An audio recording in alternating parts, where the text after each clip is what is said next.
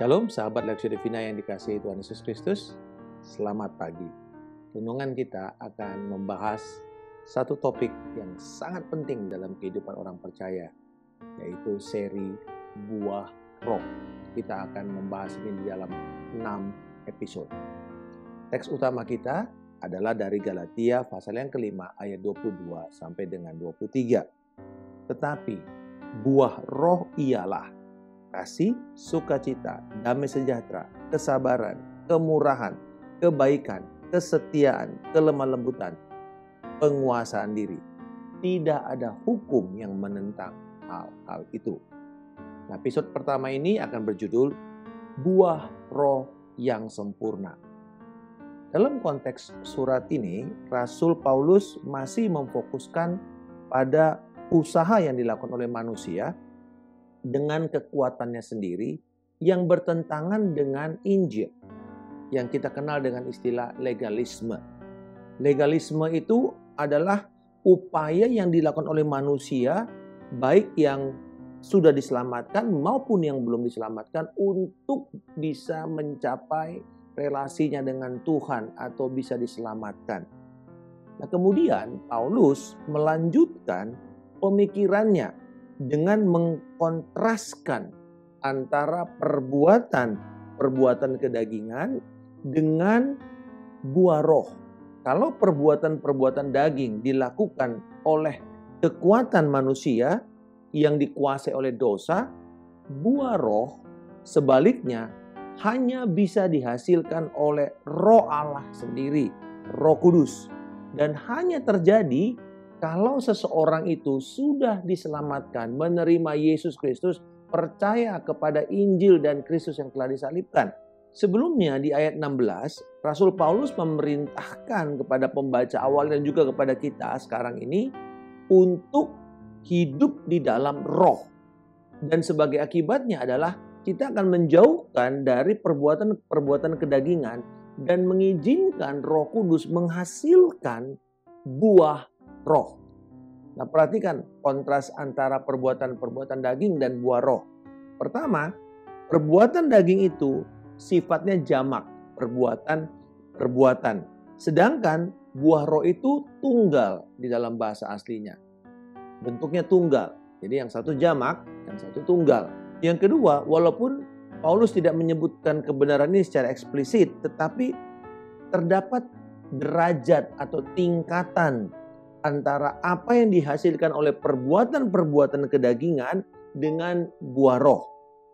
Seseorang mungkin saja punya kebiasaan perbuatan daging 1 atau 2, ya, seperti marah, suka menimbulkan perselisihan, atau mungkin dia mabuk, atau mungkin dia suka pesta, atau mungkin separuh lah dari daftar yang dibuat oleh Rasul Paulus di dalam ayatnya yang ke-19 sampai 21 itu.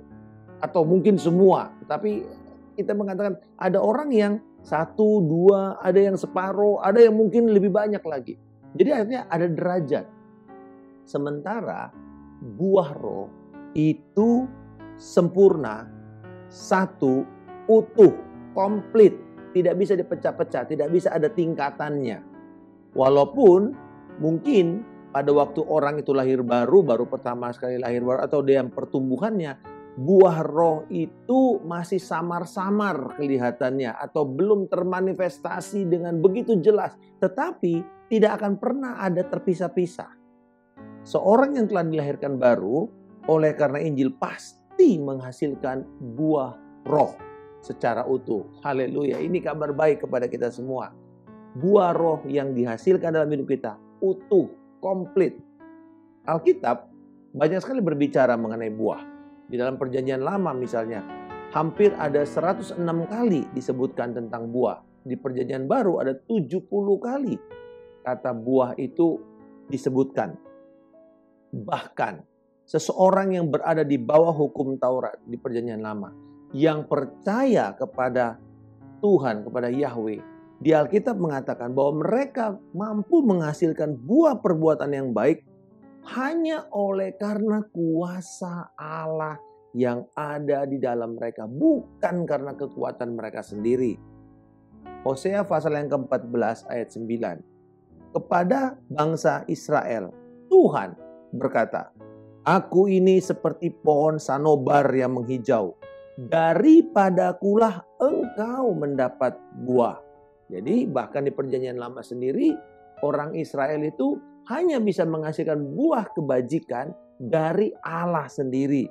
Di dalam perjanjian baru, ada beberapa tindakan-tindakan seperti memuji Tuhan.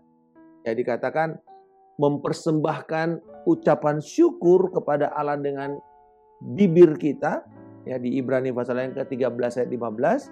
Lalu tindakan bersaksi, menuntun seseorang kepada Kristus, mengabdikan diri, melayani pekerjaan Tuhan di dalam 1 Korintus 16 ayat 15. Dan juga segala perbuatan-perbuatan kebajikan yang kita kerjakan dalam Kolose 1 ayat 10. Semuanya itu oleh Rasul Paulus disebut sebagai buah rohani yang dihasilkan oleh seseorang yang telah diselamatkan. Tetapi semua ini kan berupa tindakan ya yang bisa terukur. Dan tindakan ini harus dihasilkan oleh sikap atau attitude. Paulus mengkategorikan ada buah tindakan, ada buah sikap rohani yang dihasilkan oleh Roh Kudus dalam hidup orang percaya. Di dalam Galatia pasal yang ke-5 ayat 22-23 yang menjadi topik kita di dalam seri ini, itu adalah sikap rohani, bukan tindakan rohani.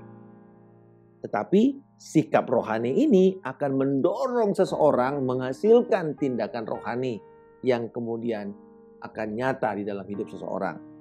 Jadi, bila sikap-sikap yang ada dalam ayat 22 dan 23 ini menjadi karakteristik hidup saudara dan saya, maka perbuatan rohani, buah tindakan-tindakan kebaikan itu tidak bisa terelakkan, pasti akan terlihat, pasti akan keluar dalam hidup kita. Kabar baiknya adalah ini, Roh Kudus tidak pernah gagal menghasilkan buah roh di dalam hidup setiap orang percaya. Tetapi sebagaimana di dalam Yohanes pasal yang ke-15 ayat 8, Allah menginginkan kita menghasilkan buah yang sangat banyak. Bukan cuma berbuah, tapi buah yang sangat banyak. Nah, ini hanya bisa dihasilkan bila kita semakin lama, semakin reseptif, semakin terbuka untuk Roh Kudus bekerja secara aktif dan penuh di dalam hidup kita. Saya bisa ilustrasikan seperti apa Roh Kudus itu menghasilkan semakin banyak manifestasi buah roh dalam hidup kita. Ibarat seseorang yang punya kebun buah, lalu dia naik ke satu pohon atau dia pakai tangga mungkin, dan kemudian dia mulai memetik. Dia mulai memetik buah itu, dan biasanya di bawah itu ada pembantunya yang akan nampung buahnya. Jadi dia petik dan lempar, dia petik, dia lempar, dia petik, dia lempar. Nah, seorang penolong yang ada di bawah itu, kalau dia ingin menghasilkan keranjang itu penuh dengan buah, apa yang dia lakukan? Sederhana. Cuman ada di bawah dari si pemetik itu. Kalau dia lari dari si pemetik itu, sekalipun keranjangnya besar, tidak akan ada. Sekalipun dia sedang ada di kebun, tidak akan pernah ada yang dia bisa kumpulkan. Demikian dengan kita orang percaya.